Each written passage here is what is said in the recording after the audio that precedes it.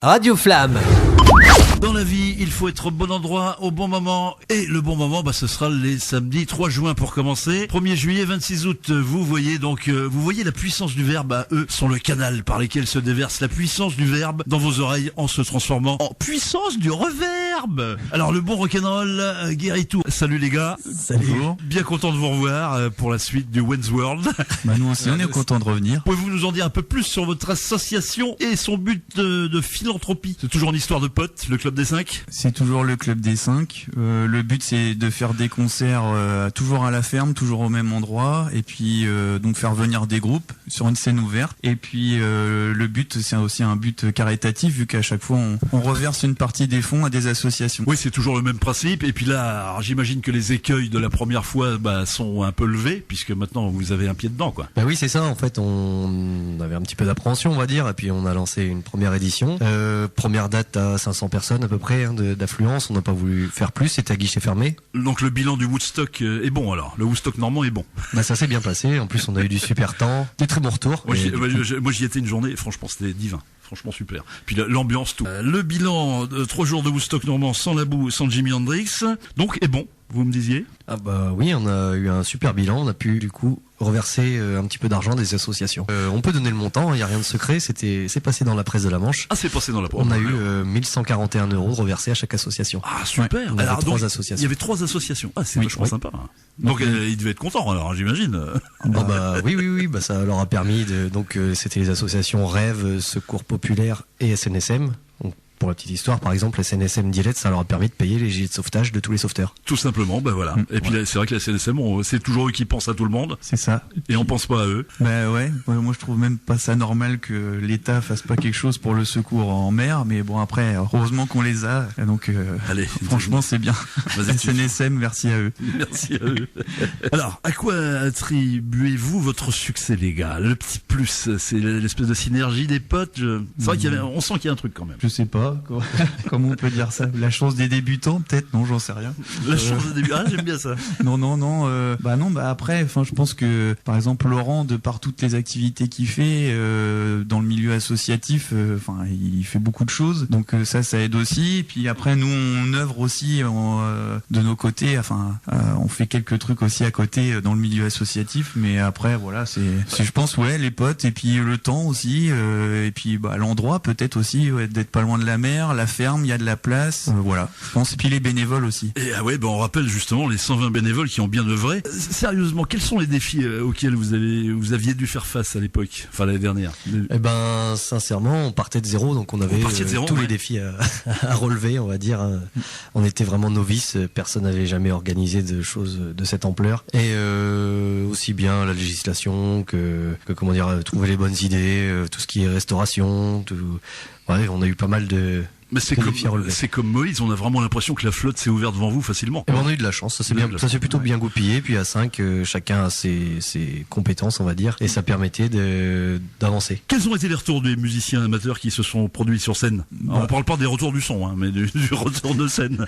Je pense qu'ils étaient plutôt contents. Certains nous ont dit, on s'attendait à jouer sur un plateau pour ramasser de la paille, oui. Donc quand ils ont vu la scène, ils étaient plutôt contents, ils étaient ravis, je pense.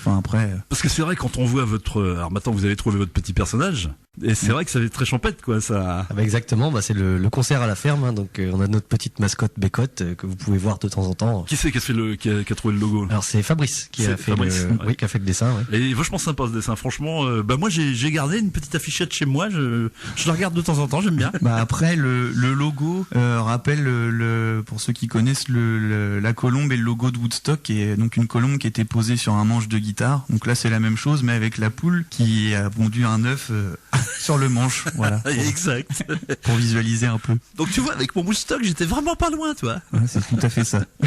On salue également donc nos amis musiciens non rémunérés aussi, il faut le dire. Alors ils ont été défrayés par contre, voilà, c'est ça. Exactement. En fait, On leur promet pas de toucher de l'argent, bien sûr. Ils viennent déjà gratuitement à l'origine. Et en fait, par rapport au fait qu'on ait fait un petit peu de bénéfices, qu'on a pu en redonner aux associations, on les a défrayés. Et ils vont revenir. Alors, évidemment, on va en parler après. C'est pas les mêmes qui vont revenir forcément cette année. Ces 3 nouvelles dates, c'est 3 juin. 1er juillet, 26 août. Donc à chaque fois, c'est des samedis. L'ouverture du site, donc les 2 premières dates, c'est à 18h. Et voilà, après, c'est toujours au même endroit, ferme de Becqueville. Donc c'est entre le pôle santé des Pieux et les Serres du Rosel. Toujours le même principe. Voilà, après, il y a la recette, pour l'instant, elle n'a pas trop changé. La recette n'a pas changé. Et on espère que par contre, elle sera meilleure cette année encore. Mais on parle de l'autre recette. L'autre. Ouais.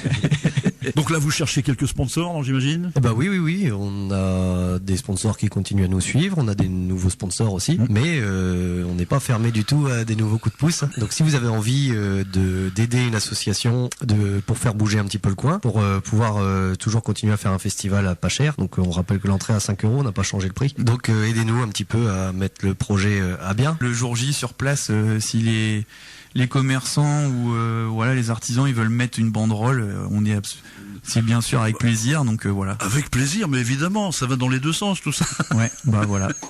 Échange de bons procédés. Au niveau des associations, qu'est-ce que vous ciblez cette année? Il y aura l'association Cœur et Cancer. Donc c'est une association de Cherbourg, donc qui va aider les malades, les personnes qui ont des maladies cardiaques, des personnes aussi qui ont des cancers. Mais alors ça peut aller de l'aide, par exemple à domicile, ou par exemple certaines personnes, par exemple, qui voudraient par exemple porter des perruques et qui n'ont pas les moyens, ou enfin voilà, ce genre de choses. C'est de l'aide, on va dire, au quotidien, quoi. Et donc voilà. Vas-y, après, si tu veux la deuxième association. La deuxième association, donc c'est Sortir du silence. C'est contre les violences sexuelles. Voilà, c'est surtout de l'accompagnement, on va dire, psychologique, de l'aide en fait pour aller chercher les bons contacts, pour pour savoir comment accepter la chose et puis comment avancer. La petite dernière, alors après, désolé si j'écorche le nom, après c'est des abréviations, donc c'est DADP-AAJD. Donc en fait c'est une association qui va aider des jeunes en difficulté, ados et tout ça, donc à les réinsérer. Voilà, c'est du suivi et puis donc voilà, si vous souhaitez aider des jeunes aussi. Donc là ça se présente comme des peut-être organiser des voyages pour eux, des choses comme ça, non? Oui, certainement. Après en fait c'est pas nous qui allons décider. C'est pas vous qui allez décider tout simplement. En fait nous on est là surtout pour mettre en avant ces associations là et puis leur apporter un petit coup de pouce financier si on peut, bien sûr, selon la générosité. J'ai écouté ce que vous avez mis, alors très très bien fait. Vous avez votre petite page Facebook qui est super bien faite avec les petits liens qui permettent d'écouter. Oui. Donc alors Piqui Balthazar, franchement top. Ouais. Donc lui c'est Vincent, donc il tourne pas mal dans le coin, donc il fait beaucoup de reprises en français et en anglais, et puis il fait tout seul comme un grand avec sa guitare, et franchement il est fort, le gars, il est fort. Il est très très fort. On l'a vu à l'occasion de le voir à la Forgette là il y a quelques temps, il y a un petit mois, et franchement c'était sympa. Et puis il y en a pour tous les goûts, chansons françaises, anglaises, enfin c'est très bien. Il y a Abisco qui est sympa aussi, joli duo folk, le Flower Power is back. Oui, exactement. Donc Abisco, ils sont du Rosel. Ils sont du Rosel. Oui, c'est un groupe vraiment T'as l'impression que c'est international quand tu les vois, qu'ils viennent d'ailleurs, quoi. Ouais, et puis ils ont beaucoup de vues en plus sur les réseaux sociaux. Impressionnant. ça file des complexes quand tu vois ça. Exactement. Et en fait c'est un groupe qui s'amuse surtout là dans les églises dernièrement à faire des arrangements vocaux. On vous invite à les écouter sur YouTube. Et leur truc c'est ils sont très cercle polaire apparemment, d'après ce que j'ai compris. Ils veulent aller au cercle polaire ou je sais pas quoi. Je crois qu'ils y sont allés. Ils y sont allés. Ouais, je crois. Ils ont fait un petit tour là-bas. Il n'y a pas d'ambiance là-bas, c'est plutôt glacial. Cana, pas mal aussi. Alors Cania, ouais, donc Cania, on dit, ils sont d'accord. 4, donc c'est 3 Français plus un Argentin. Et eux, c'est de la musique donc sud-américaine, donc musique cubaine, salsa. Enfin voilà, donc pour les amateurs de danse en couple, ça va être tip top. Et puis les autres aussi, ça va être chouette. Non, franchement, c'est très bien. Alors ça ne se dit pas. C'est comme avouer que t'as un fils préféré. Je sais pas la préférence. Non, on va pas le dire. Qu'est-ce que le groupe que vous préférez? Non, ça on saura après. Non, mais vous-même. Non, on va pas le dire. On aime tout le monde. Vous aimez tout le monde. Ils sont comme ça, les gars. Ils ont de l'amour pour tout le monde. Ils partagent. Ah oui, alors, moi j'avais bien aimé aussi, c'est de Edible Toadstool Orchestra, le groupe le plus rockabilly de la QV. The Edible Toadstool Orchestra, donc eux ils sont originaires de Rouen. Donc en fait c'est du metal fusion ils mélangent en fait plein de styles. Ils ont comme référence System of a Down entre autres. Et puis ils aiment bien les univers un peu à la Tim Burton, mais tout en étant un peu burlesque. Enfin voilà, c'est un peu farfelu des fois avec des textes en anglais. Donc c'est pareil, je vous invite à aller sur YouTube voir leurs clips qui sont assez sympas. Donc voilà. C'est très élaboré effectivement. Comment vous avez dîné chez tous ces groupes alors? C'est eux qui sont venus vers vous de fait, non? Oui, exactement, c'est eux qui ont postulé. Donc après il y a des groupes qu'on connaissait déjà. Oui, mais on est quand même attendu que tous les groupes postulent.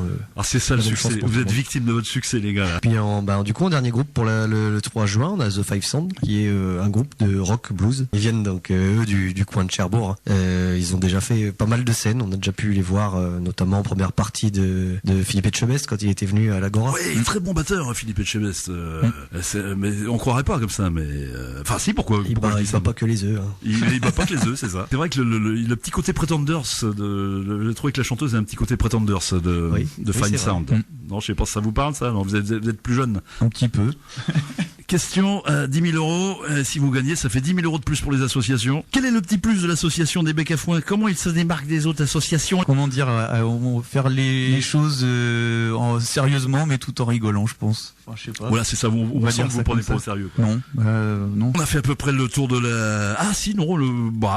J'avais posé votre vision à long terme. Vous avez envie de continuer, tout simplement. Exactement. Voilà, dans la même lignée, mais encore plus fort. Ouais, là on va essayer qu'il y ait un petit peu plus de monde que l'année dernière. Enfin, on vise 1000, voire un peu au-delà. Enfin, on va voir. Ça serait cool, ça, franchement. Voilà. On va redonner un petit peu toutes les coordonnées de l'association. Et sur Facebook, donc Bec à Foin, donc BECQ plus loin A plus loin Foin FOIN. Sur Instagram, c'est Bec à Foin, tout est collé. Voilà, les réservations des billets, c'est sur Hello Asso. Donc il y a des QR codes en bas des affiches. Donc si vous avez un portable, vous pouvez flasher le QR code, vous allez tomber directement sur le lien qui va bien. Et puis sinon directement vous tapez Hello Asso Bec à Foin, et puis vous allez tomber directement sur la billetterie. Magnifique la technologie d'aujourd'hui. Alors on peut réserver à l'avance, effectivement. Oui. Venir le jour même sans réserver. Oui, on va voir si y a des places.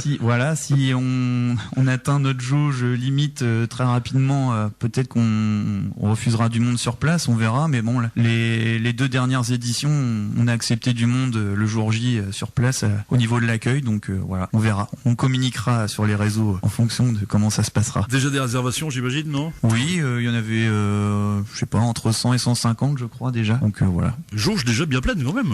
Ça se remplit déjà. On est encore loin de la date, mais la météo est pas encore certaine. Voilà. Je pense que les gens ils attendent peut-être aussi un peu le temps, voir comment ça va se passer, vu que c'est en plein air. Je pense après. Voilà. Merci à vous les gars. Merci à toi. Radio Flamme.